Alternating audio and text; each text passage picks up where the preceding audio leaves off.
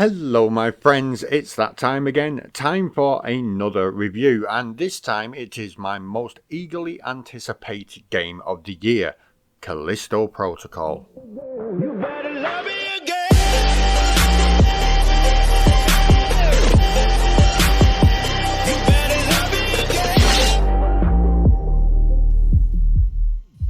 Hello you lovely lot, welcome back to another review video. Today we are talking about this game, Callisto Protocol, and of course we are asking the question that matters. Is it good? And should you spend your money on the game? Now for those of you who are new to the channel, my reviews are always set out in exactly the same way. Firstly, I'm going to give you an overview of the game and how it works. Then I am going to give you some of the good points and the bad points with a little bit of personal opinion thrown in for good measure. And at the end I am going to be answering the most important question of any game. Is it any good? So why should you listen to me over any other reviewer? Well, I have been gaming since I was a child, and now let's not beat around the bush. I'm an old man. I have over 3 decades of experience when it comes to gaming, and no, I don't just play the same type of game over and over. I have seen a lot of games come and go. I've seen what makes a good game really successful, and I've seen what has caused games to completely fail. It is also worth mentioning that throughout my gaming career, I have loved survival horror games more than any other genre, even though I play all sorts. And Dead Space is my favourite franchise, which is coincidentally why I have been looking forward to this game more than any other this year. It has been made by the same guy who made my favourite franchise. Now before I continue, it is worth mentioning that all the gameplay you're about to see in this video is taken from the game and the first 90 minutes. So you can guarantee there is not going to be any story spoilers within this video. So without further ado, let's crack on with it and let's see what it's all about. Now, as I'm sure you're already aware if you're watching this video and you're interested in the Callisto Protocol, Glenn Schofield was the brainchild behind the Dead Space series, and after a breakdown in communication with EA culminating in the commercial flop of Dead Space 3, he decided to leave that studio and set up his own, which then became Striking Distance Studios.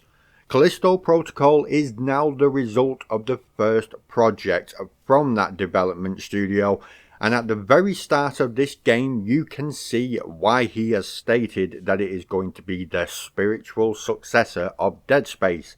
The similarities are literally everywhere, from the nods to the things like Dead Space's upgrade workbenches right the way through to the no HUD gameplay, opting for the visual lights on the main character to represent their health.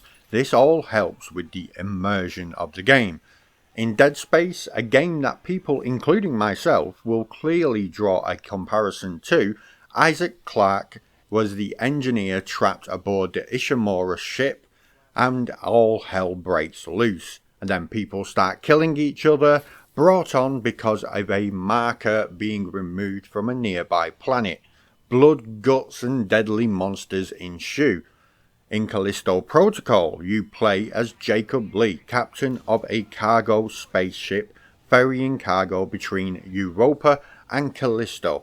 During your last job, you are boarded by pirates, which then causes your ship to crash land on Callisto next to the Black Iron prison, and the commander is then instructed by the warden for unknown reasons to incarcerate Jacob as an inmate when the breakout of a virus takes over the population, causing, yes you guessed it, everyone to kill each other. And then you have to travel throughout the prison trying to escape and find out what is happening. Again, blood, guts and deadly monsters ensue. Now in order for this game to not be classed as a rip-off from the Dead Space series, it needs to do enough differently to stand apart from other survival horror games, Dead Space included. Glenn Schofield has masterfully done exactly that, so Callisto Protocol comes across as a game that Glenn always wanted Dead Space to be, and it is amazingly dark, gory, and it is a beautifully stunning game.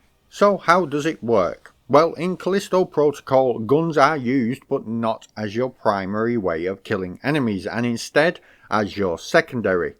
You can, of course, kill enemies with just your guns and nothing else, but the new dodge system in this game encourages you to use melee combat instead, and you will burn through your ammo rapidly. You will start with a crowbar but soon upgrade to your main weapon, the stun baton, which you pick up off a guard. When you engage in a fight, the game will ask you to choose either left or right directional inputs to dodge in that direction and then alternate each time. Alternatively, you can take less damage than normal by holding backwards directional inputs to block the attack instead, which at first is pretty redundant until you upgrade your baton.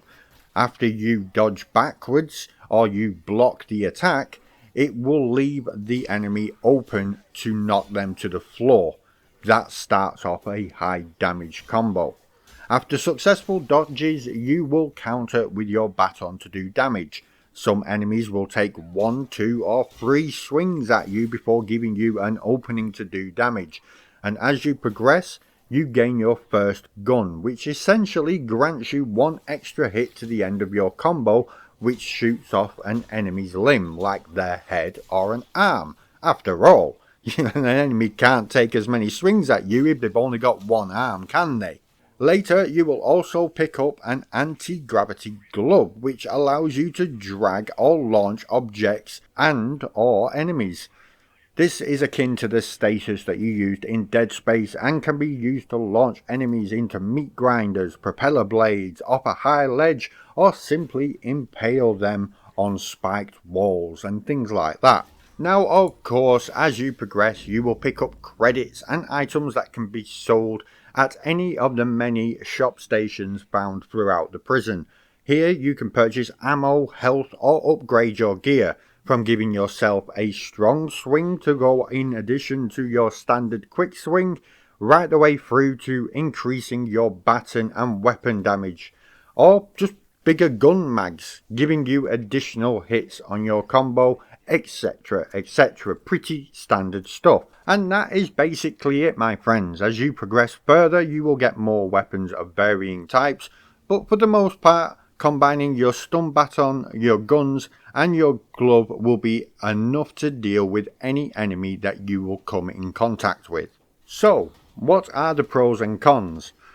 Firstly, you should know something. If the issues I'm about to mention were not present, I would have no problem at all giving this game a solid 10 out of 10 or a 5-star review.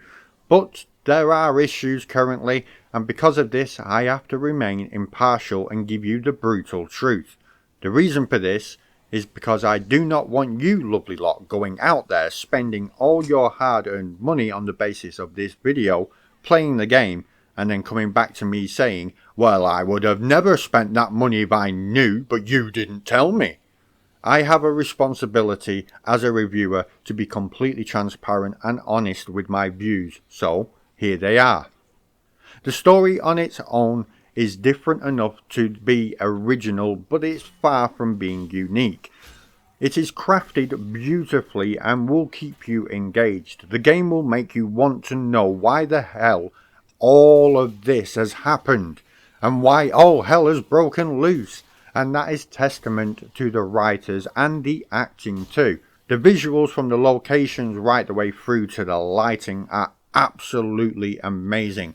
There is a section that I won't spoil later on in the game, but it uses a lot of fog that is up to Jacob's chest. So as you walk through the area, you cannot see from the chest down. It's just really eerie and it's simply sublime.